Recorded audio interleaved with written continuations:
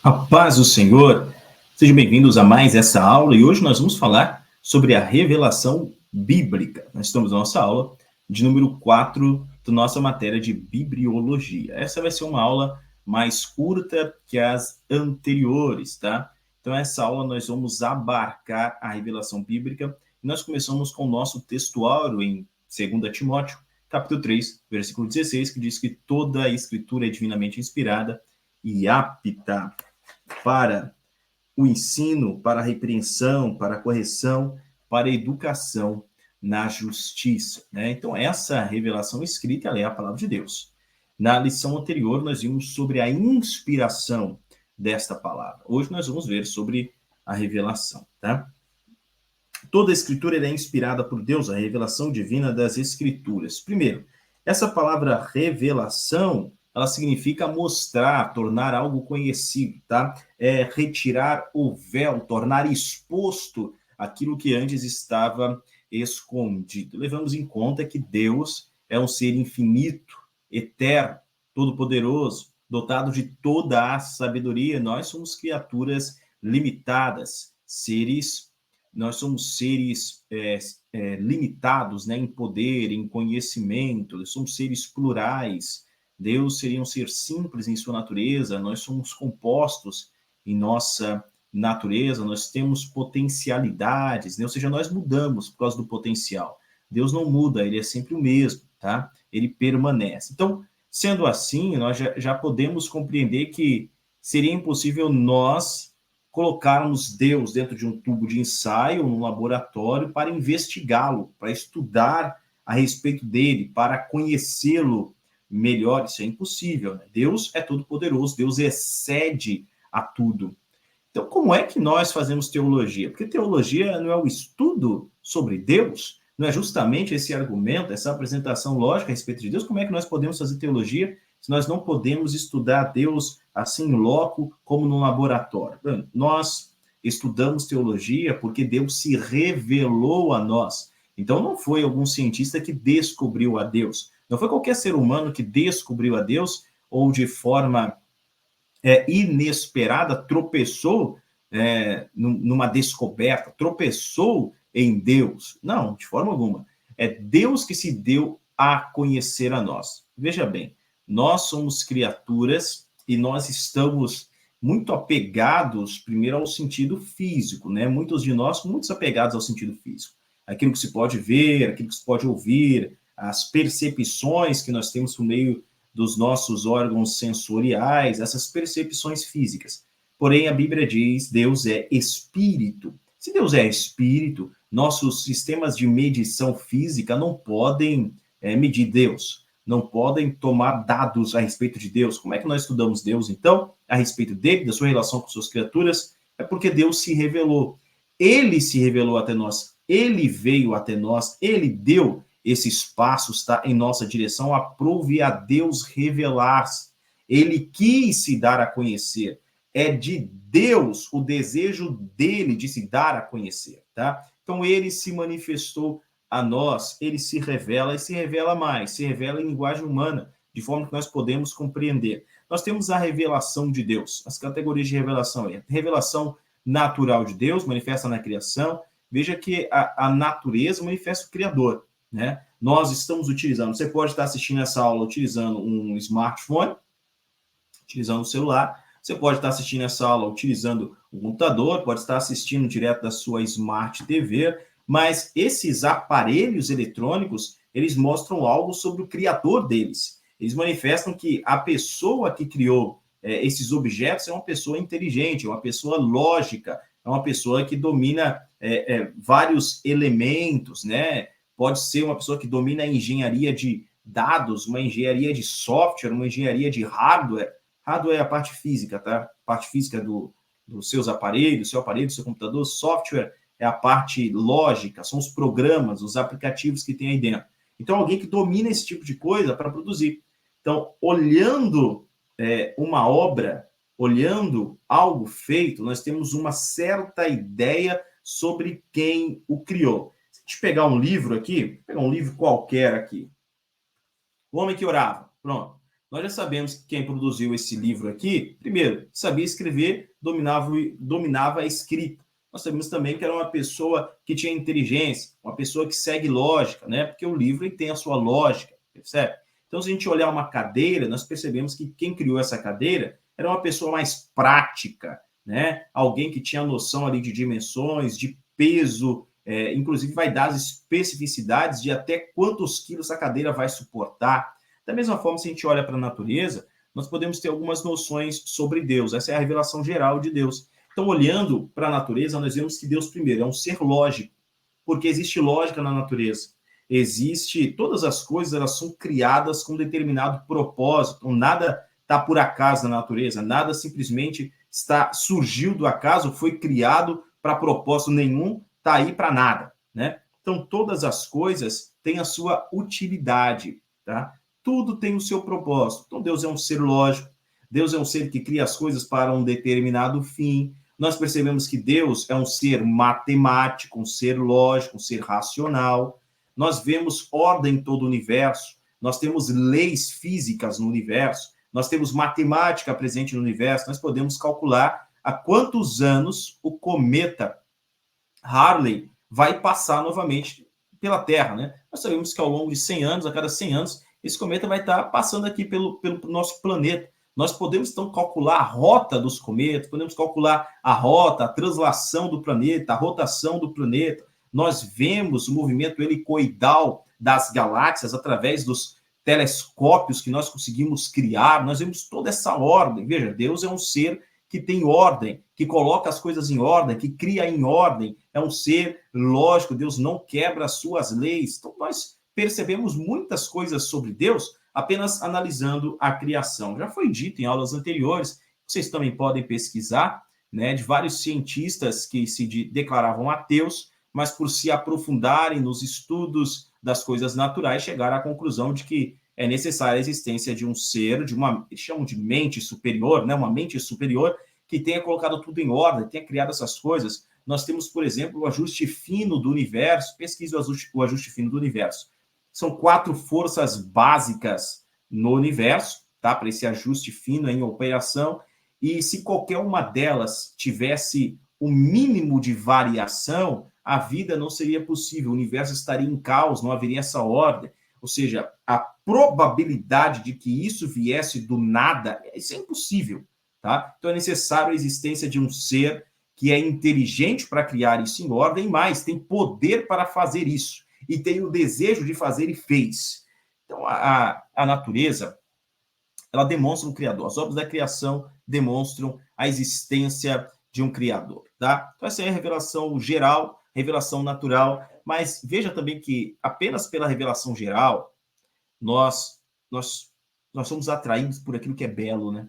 Nós somos atraídos por aquilo que está mais próximo da perfeição. Nós somos atraídos por isso, porque isso tudo evoca Deus. Então, se a gente vê uma bela paisagem, nós queremos fazer parte da paisagem, meio que nos imergir na paisagem, permitir que ela também seja imersa dentro de nós. Nós queremos mergulhar naquilo ali, na beleza. A beleza atrai.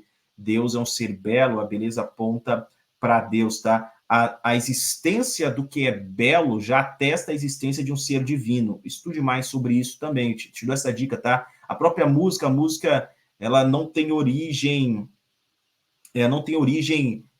no mundo físico. A música em si, ela tem uma origem espiritual. A música é uma linguagem que fala conosco. Somos seres musicais, né? A música, ela tem um poder de direcionar as nossas decisões, as nossas emoções. A música tem grandes efeitos sobre nós. Veja que existe a musicoterapia, né, utilizada para vários tratamentos. A música ressonante e a música dissonante. Você vê que aquilo que está em ressonância é algo harmônico, é algo belo, é algo que acalma, é algo que gera prazer, que gera alegria. Já a dissonância gera sentimentos de irritabilidade, né? Já gera uma certa confusão ali, tá? Então, a música em si, ela tem essa origem também que não é simplesmente física. A música é diferente de sons produzidos pela natureza. Um galho caindo, o som de um vento, uma folha, Isso é um som qualquer, né? Uma música é necessária inteligência para criá-la, tá? Então, a música é uma linguagem também que fala muito conosco, a gente percebe que a música, inclusive, no céu, então a música não é de origem humana, ela tem uma origem que vem de Deus para nós, ela foi implantada dentro de nós, tá? Isso aponta para Deus. Então, tudo isso é uma categoria de revelação? Revelação é natural, mas essas revelações que nós temos a respeito de Deus não são suficientes para nos dar o entendimento, conhecimento de que, primeiro, Deus nos ama, segundo, de que ele encarnou em corpo humano, Jesus Cristo, e de que ele morreu por nós, pelos nossos pecados, para nos salvar, né? A natureza em si não revela isso. A natureza, ela revela que existe um Criador. Então, quando esses vários casos de cientistas que eram ateus se aprofundam no seu conhecimento, eles passam a dizer que, de fato, existe uma mente superior, existe um Deus. Mas apenas esse conhecimento não é o suficiente para levá-los à revelação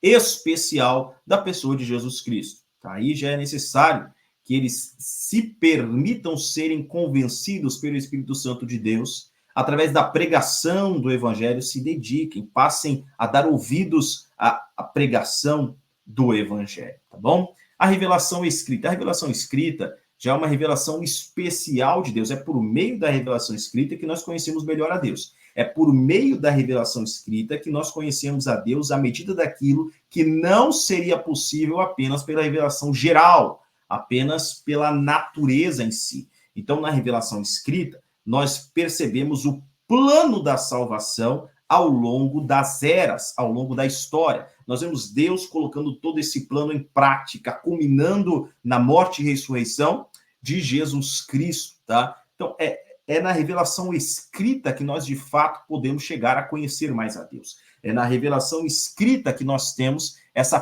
plena revelação do Todo-Poderoso. Mas nós também temos uma segunda revelação especial, tá? Que é a revelação pessoal de Deus em Jesus Cristo. A encarnação de Deus é a revelação pessoal dele a nós. Então, ele se revelou a nós através do Filho. Ele se revelou a nós, Jesus Cristo é a palavra viva de Deus, é o verdadeiro sentido das Escrituras, é o cumprimento das profecias, né? Ele é o caminho, ele é a verdade, ele é a vida. Ninguém pode ir a Deus senão por ele, ou seja, ninguém vai a Deus se Deus mesmo não se revelar e permitir que essa pessoa a ele chegue, né? Ou seja, Deus se revelou Jesus Cristo e ele veio ao mundo e se ofereceu aos homens. Ele se oferece por nós e ele se oferece a nós, oferece a salvação é oferecida. Tá? A Bíblia diz que nós fomos adotados para a família de Deus. Essa adoção está livre, está aberta, mas nem todos querem. A Bíblia também diz no livro de João, no capítulo de número 1, que Jesus Cristo, ele veio para os seus, mas os seus o rejeitaram. Porém, todo aquele que o recebe, recebe também o poder de ser feito, de se tornar filho de Deus. Nem todo ser humano é filho de Deus.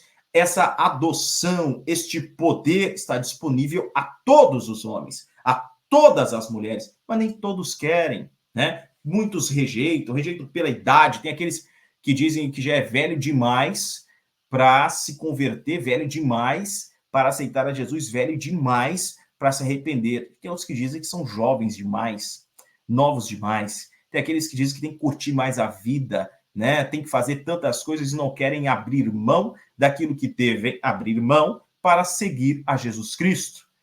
Então acabam trocando uma vida eterna com Deus por prazeres momentâneos, passageiros, limitados aqui na Terra, num curto espaço de tempo que se chama vida, né? Vida terrena, tá bom? Então aqui nós temos vários versículos que falam sobre essas categorias de revelação.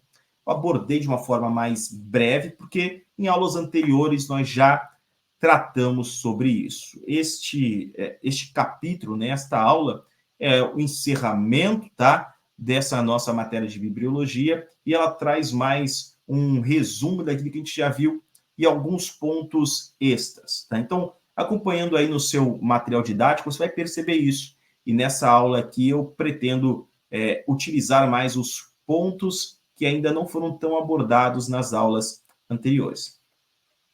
modalidades aí da revelação. Em modalidades da revelação especial, nós temos primeiro eventos miraculosos. Quais são os eventos miraculosos? Os eventos miraculosos são a manifestação especial de Deus dentro da história. Então, nós temos como evento miraculoso, Gênesis 12, o chamado de Abraão. Quando Deus chama Abraão, é um evento miraculoso, é um milagre.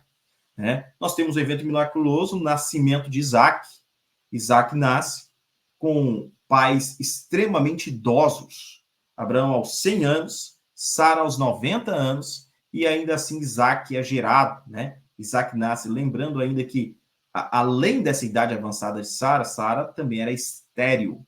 Então, uma estéril de 90 anos de idade deu à luz um filho, de forma extraordinária, ou seja, sobrenatural.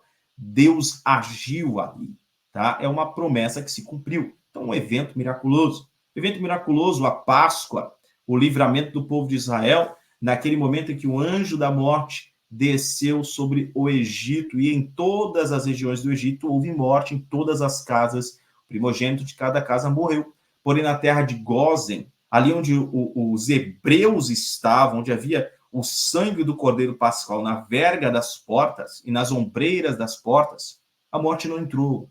Tá? Isso aí é um evento miraculoso. A própria travessia do Mar Vermelho, um evento miraculoso. A travessia do Rio Jordão, um evento miraculoso. As pedras que caíram quando o povo hebreu estava perseguindo os seus inimigos já dentro da terra de Canaã, né? Um evento miraculoso. Então, a gente tem muitos eventos miraculosos dentro da Bíblia Sagrada, e esses eventos miraculosos são uma revelação de Deus também. Então, o milagre aponta para Deus. O milagre atesta, né? Atesta a existência de Deus. Se o milagre não for real, Deus também não seria real. Porém, milagres existem. Deus intervém dentro da história. Deus é real e é imanente. Já vimos isso. A imanência significa que Deus, ele age em nosso planeta. Ele age na história, ele interfere aqui dentro, né? Deus cura e permanece curando hoje. Você deve, com certeza, conhecer relatos, conhecer pessoas que foram curadas por Deus. Talvez você mesmo seja uma dessas pessoas, né? Curadas por Deus. Quantos que nós conhecemos aí de pessoas que tinham doenças, inclusive em estágios avançados, terminais, doenças autoimunes, né? Doenças psicossomáticas, doenças que não têm cura, né? Não tem cura, que são doenças crônicas, não tem cura para o ser humano, pela medicina humana, né? Pela ciência humana, mas que Deus intervendo na história, a cura, Deus cura. Então, quantos casos nós conhecemos assim, de pessoas, inclusive, ressuscitadas, né, por Deus? Eventos miraculosos continuam acontecendo. Revelação de Deus, uma revelação especial de Deus. Além disso, nós temos uma outra modalidade aqui da revelação de Deus, que é a comunicações divinas, tá? Essa comunicação divina, eu dei o exemplo aqui de um profeta. Então, a comunicação divina, ela pode vir em linguagem audível. Lembrando que essa comunicação divina é uma linguagem que o ser humano compreende, que nós entendemos. Deus desce a se comunicar no nosso nível, tá? Então, a linguagem audível aí, Deus falando a Adão no Éden, Gênesis capítulo 2, versículo 16, a Samuel no templo, 1 Samuel 3:4, Deus falando diretamente a Ezequiel, a Joel, a Amós, diretamente falando aos profetas, a Jonas, a Isaías, né? Então, de forma audível, tá? Isso é uma comunicação divina. Nós temos o ofício profético, ou seja, Deus falando através dos próprios profetas ao povo, Deus direcionando esses porta-vozes para trazer uma revelação sua, comunicação divina. Deus se comunica através de sonhos. Assim, lá com Daniel, nós vemos isso com José, né, o marido de Maria, mãe de Jesus Cristo, o anjo se comunicando com José em sonhos. É interessante notar que com Maria, o anjo apareceu para ela de forma física. Para José foi em sonho, né? Para Maria, o anjo se comunicou uma única vez. Para José, o anjo se comunica com José pelo menos 3 vezes ali em sonhos, tá bom? Então, a gente tem essas diferenças aí da manifestação, a manifestação profética. Nós temos visões, Ezequiel, Zacarias, João escrevendo as visões em Apocalipse, o profeta Daniel, tantos outros profetas, né, que tiveram revelações em sonhos, tiveram visão. O próprio Jacó teve uma visão de Deus. Você vê que Enoque, aquele Enoque, lá o sétimo, depois de Adão, o Enoque, teve revelações de Deus, ele tem visões. No livro de Judas, ele vai citar uma visão, uma profecia lá de Enoque, ele diz: veja o Senhor vindo com milhares de seus santos anjos, né, para julgar, fazer juízos sobre a terra, tá? E a própria Escritura Sagrada é uma comunicação divina em linguagem humana, de forma que nós podemos compreender. Nós também temos as manifestações visíveis de Deus. Manifestação visível é chamado de teofania. Então, quando você ouvir esse termo teofania, se refere a uma manifestação visível de Deus. Exemplos de teofania no Antigo Testamento: Gênesis capítulo 16, versículos de 7 a 14, Gênesis 32. Tá? Eu dei o exemplo aqui, ó, nessa imagem, né? A gente tem duas imagens aqui. Uma imagem da glória do Shekinah, né? Shekinah.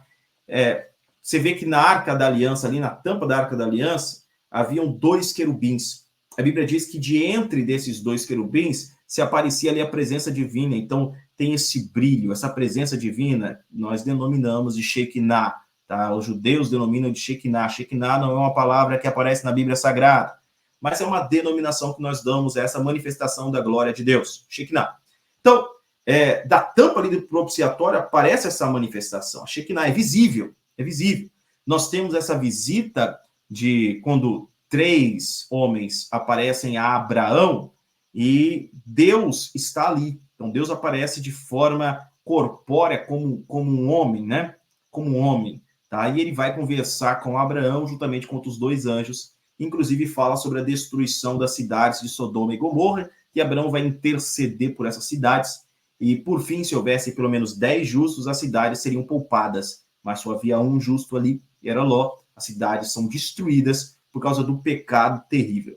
Lembrando ainda que esse ato de Deus de julgar aquelas cidades e a destruí-las por causa do pecado, muitas pessoas podem ver isso como um ato terrível, né? Deus destruiu aquelas cidades ali com fogo, eliminou aqueles habitantes ali. Quer dizer, onde está o amor de Deus? Ao contrário, o amor de Deus está realmente demonstrado aí, porque se aquelas cidades fossem deixadas, aqueles erros, aqueles pecados se espalhariam pelo mundo, tá? Então, o mundo inteiro estaria condenado por causa daquelas cidades, do pecado daquelas cidades. Então, aquelas cidades tiveram seu tempo. Ló está ali, Ló pregava, Ló manifestava, falava a respeito do Deus de Abraão, tá? Mas eles não queriam ouvir. Você vê que no capítulo 14, Abraão mesmo esteve lá. Abraão, pessoalmente, esteve nessas cidades. Então, eles também não deram ouvidos aí a Abraão. Você percebe que tem um personagem bíblico interessantíssimo, né? Que ele aparece ao Melquisedeque. Melquisedeque também aparece. O rei de Sodoma, o rei de Gomorra, eles estão lá. Eles podem ouvir Melquisedeque, eles podem ouvir Abraão, eles podem ouvir Ló, mas eles não dão ouvidos. Então, essas cidades tiveram a sua oportunidade de arrependimento, assim como a cidade de Nínive teve a sua oportunidade de arrependimento. Se percebe que Nínive estava para ser destruída no tempo do profeta Jonas. Aqueles habitantes vão se arrepender por causa da pregação de Jonas, mas cerca de 100 anos depois, as cidades vão ser destruídas sim, porque o povo de 100 anos na frente, eles se tornam novamente grandes pecadores contra Deus e não guardam aquele conserto feito pelos primeiros, tá? Então, eles estão realmente contrários ao Senhor. Bom, ainda em manifestações, em teofania, né? Teofania nós chamamos da manifestação de Jesus Cristo no Antigo Testamento. Então, nós temos ele, quando aparece a Josué vê alguém com uma espada desembainhada nas mãos, ele diz: sou o príncipe dos exércitos de Deus. Tá? Então, nós temos uma teofania ali. Nós temos uma teofania quando os amigos de Daniel estão na fornalha e o rei Nabucodonosor diz: não foram 3 que nós lançamos, mas vejam 4, e o 4 é semelhante ao filho dos deuses. É uma teofania, uma manifestação física ali, tá? Visível, uma teofania. Então, essa manifestação física, essa teofania no Antigo Testamento. Mas nós também temos Jesus, que é o próprio Deus, manifestado, encarnado entre nós, A gente vê isso aí nos evangelhos, né? Os evangelhos tratam da biografia do Deus encarnado, tá? Manifestam esse período de 33 anos e meio, basicamente, da vida, né, física, terrena, manifesta aqui entre nós esses 3 anos e meio de ministério do Filho de Deus, então Jesus Cristo, e a gente pode acompanhar isso nos livros do Evangelho. Teologia e revelação. Percebe que, para falar de teologia e revelação, tem várias caixas e apenas tem uma caixa aberta. Uma caixa aberta por quê? Porque Deus é infinito. Nós não conhecemos tudo a respeito de Deus, nós só conhecemos aquilo que Ele nos revelou, ou seja, aquilo que Ele sabe que a nossa mente é capaz de compreender, de apreender, isso Ele revelou. Então, nesse volume imenso aí de presentes que nós teríamos, tá? Dessas caixas, nós temos uma caixa aberta, ou seja, é Deus se revelando a nós, é Deus se dando, se manifestando, tá? Não somos nós descobrindo a Deus, não. É Deus se descobrindo para nós naquilo que é possível para nossa mente compreender. Deus descendo ao nível da nossa mente e assim se revelando. Sobre Deus, não pense o querido estudante aqui que o amor de Deus é compulsivo, compulsório, como se Deus tivesse a necessidade de criar seres para se relacionar, como se ele fosse incompleto, estivesse sentindo sozinho, solitário. Jamais. Deus não tem essa necessidade, essa compulsividade, esses vícios em si. Deus tem todas as virtudes. Então, o relacionamento divino entre Pai, Filho e Espírito Santo é completo, perfeito. Ele não necessitava criar seres, né, para se relacionar porque estava solitário, triste, sozinho, de forma alguma, tá? Ele cria esses seres por uma livre decisão dele de manifestar, inclusive, o seu amor para outros seres, para essas criaturas. Então, Deus cria, tá? O próprio amor de Deus não é compulsivo, quer dizer, Deus não se entregou pela humanidade porque ele tinha necessidade de se entregar de forma compulsória, compulsiva, né? Como se fosse uma doença irrefreável, como se Deus tivesse que fazer aquilo, né? Como se ele fosse impedido de não fazer. Não.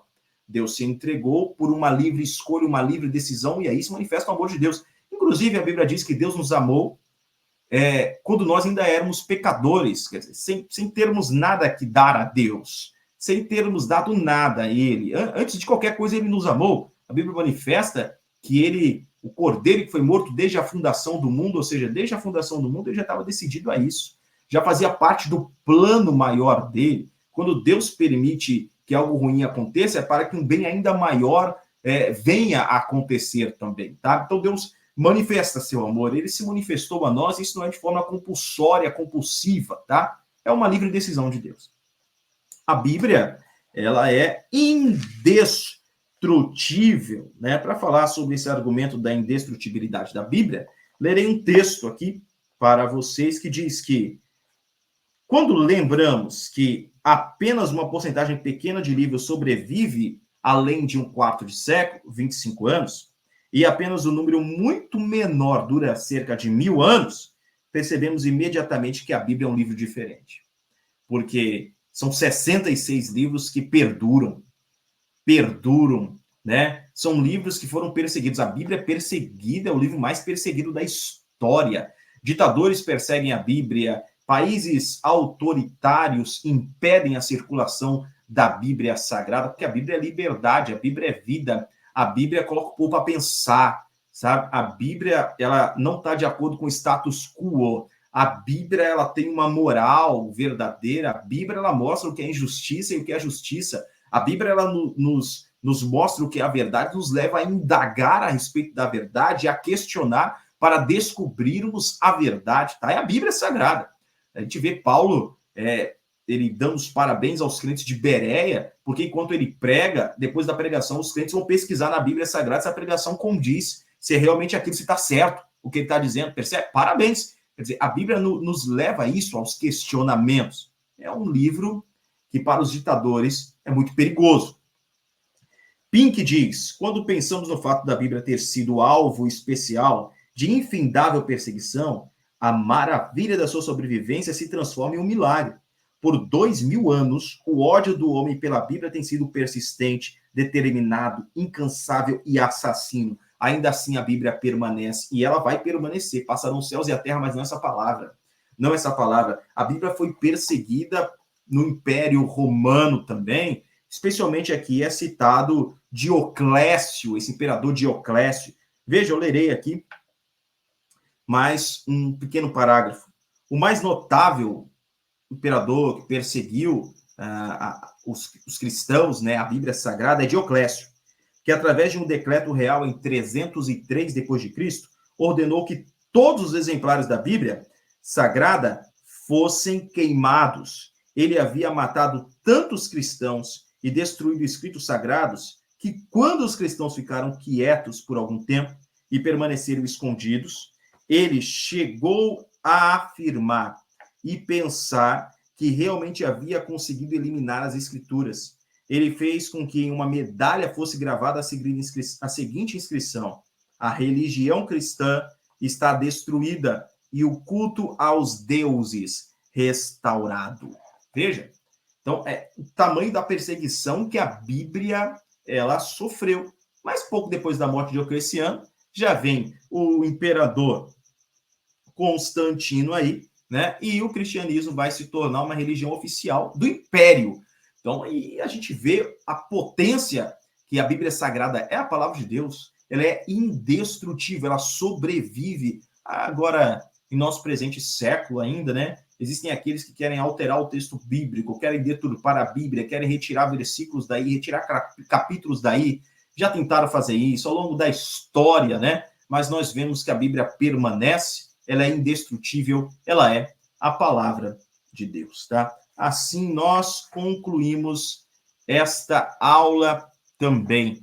No capítulo posterior, será falado aqui no nosso material didático a respeito da preservação e da tradução da Bíblia Sagrada. Porém, nós já abordamos isso em outras aulas. Nós já falamos sobre as línguas originais em que a Bíblia ela foi escrita, né? No hebraico, majoritariamente o hebraico no Antigo Testamento, mas alguns textos também em aramaico, especialmente no livro de Daniel, né? Nós temos muitos textos em aramaico ali. O aramaico também é citado no Novo Testamento, o hebraico é citado no Novo Testamento, mas o Novo Testamento, em sua grande maioria, é escrito prevalentemente em grego. Então, nós temos esses idiomas, o hebraico, o aramaico e o grego, na Bíblia Sagrada. Algumas poucas palavras persas também são utilizadas no Antigo Testamento, como a palavra sátrapas, né? É persa, enfim. Então, nós temos isso a respeito da Bíblia Sagrada. Nós temos as traduções da Bíblia. A primeira tradução feita é do grego, é do hebraico para o grego, é a Septuaginta, né? Depois nós temos a tradução da Vulgata. A Vulgata, ela vai ser traduzida por Jerônimo, tá? Então Jerônimo vai traduzir diretamente aí do hebraico para o latim, vai traduzir os textos bíblicos para o latim, tá? É a Vulgata que é utilizada, é de lá que vem também a nossa tradução posteriormente aqui para o português, né? Então, nós vamos utilizando isso que já foi falado anteriormente.